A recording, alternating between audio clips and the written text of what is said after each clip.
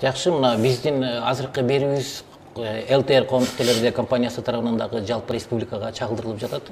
Бүгүнкү күндө ошол өлкөдөгү болуп жаткан окуя ар бир биздин жарандарды ошол жүрөк түпкүрүндө түйшөлтүп ойлонтуп турган кез. Ошол жашоочусу катары Баткен облусунан ошол баягы окуя болуп жаткан аймактын ошол жашоочусу катары сиздерде толугураак, тагыраак маалыматтарды элдер уккусу келет сиздердин оозуңуздардан. Анан Абдинабий Азамбаевич, мен сизге суроо бергим келет. Мына тарыхчы катары сиз өзүңүз бар тарыхты жакшы билесиз. Мына Тажикстанда баягы орусча айтканда неужели ушундай бир адамдар жокпу дейм да, ушул канчалык коркунучтуу экендигин азыркы кырда алчы. Алар өздөрү деле канча жыл мына граждандык согушту башынан кечирди. Бүгүнкү күндө Тажикстандагы кырдаал деле жакшы деп айтышка болбойт да. Ал жерде деле өзүнчө баягы элдердин нараазычылыгы бийликке болгон, мисалы ошол эле кезде Афганистан менен болгон чектеш аймактарындагы баягы талибандардын коркунучу, ар кандай ушундай бир өздөрүндөгү баягы түйшүктүү маселелери көп да. Анан бүгүнкү күндө мына кыргыз-тажик чек арасындагы ушул курчулуп жаткандыгы кандай улам кызыкчылыктан болушу мүмкүн да, кимдер анын артында турушу мүмкүн. Эмнеге ушул нерсе баягы Тажикстандагы буга чейинки окуялар бизди эчтекеге үйрөтпөдү дейм да. Алар деле бизде конфликттин болушун каалабаса керек дейм да.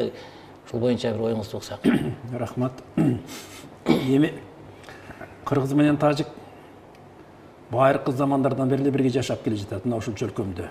Ал боюнча бир канча тарыхый маалыматтар, адабий маалыматтар баары жетиштүү. Анткени ал эки эл тең бул жерге өтө мурда жайгашкан. 1503-жылы Султан Бабур ушул жерден өтүп кетип жатып ошону жазган. Хаженттен бери жагы Канибада, Мисфара, Варухка чейин барган, ал Карабулакка чейин келген бул жерде момундай тажик деген эл жашайт экен, бул жакта момундай кыргыз деген эл жашайт экен деп. Андан кийинки доорлордо деле мына Кокон хандыгынын тушунда, андан кийин падышачылык Россиянын тушунда, андан кийин Советтер Союзунун тушунда биз бир эле мамлекеттин тушунда жашабадыкпы? Ошон үчүн бизде биротоло жанагындай каады саат, ырым жыры, үй бүлөлүк мамиле, достук мамиле, куда сөөк деген мамилелер баарындай бир калыптанып, эки эл бирге бири жуурулушуп бүткөндө муну анткени бул экөөнү жанагындай бири-биринен бөлүп кароо мүмкүн эмес, биринчиден. Экинчиден, эми болуп жаткан ситуациялар эми кийинки Советтер Союзу урагандан кийин бул бизде эле эмес, айрым жерлерде да орун алды. Мисалы үчүн Грузияда орун алды, Азербайжан менен Армениянын ортосунда орун алды. Мына бизде орун алып жатат. Бул ушул коммунисттик доордон калган кандайдыр бир ошол кездеги алешендиктер да. Эми буга эме мамиле жасаш үчүн эми мына эки элди дагы кандайдыр бир каралаш туура келбейт.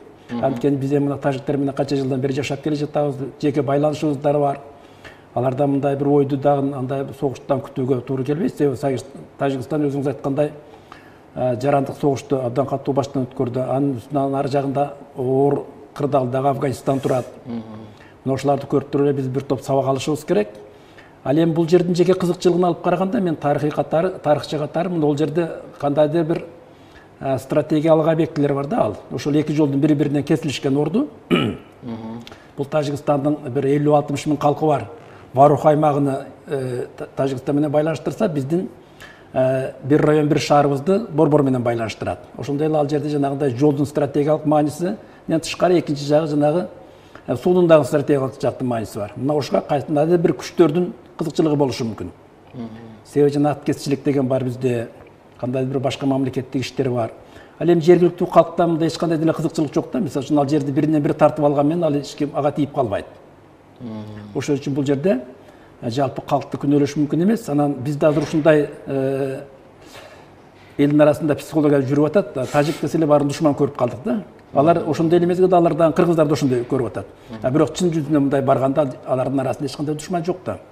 Биз муну аралап эле өсүп жүрөбүз, каттап жүрөбүз, ошолордун эшигинин алдынан өтүшкө туура келет. Бул жагы Аксайга барганда, бул жагы Самарканддагы Раватка барганда эч бир мындай каршылык кылган неме жок. Ошон үчүн бизде эгер ушундай кырдаал өкүм сүрөбүздө эки элдин ортосунда кандайдыр бир чоң ажырым пайда болуп калат кийинки муундарга. Биз бир 3-4 жыл илгери 4-5 жолу эле бардык мына Хажен шаарына. Ата студенттерди алып бардык. Бизде тарыхый музейлерге болгон экскурсия бар. Анан ошондон кайткандан кийин мен студенттерден сурабам, силерге кандай таасир калтырды Хажен шаары десем, ой агай, бул тажиктер аябай мындай маданияттуу калк турбайбы? Жасаган мамилесине карасаңыз деп. Алар студент экенин билип өздөрүнүн жакшы эмесин көрсөтүп коюшту. Эми бул ошол үчүн бул жерде эки эл бирине бири мындай айыптаганга эч кандай негиз жок демекчимин да мен.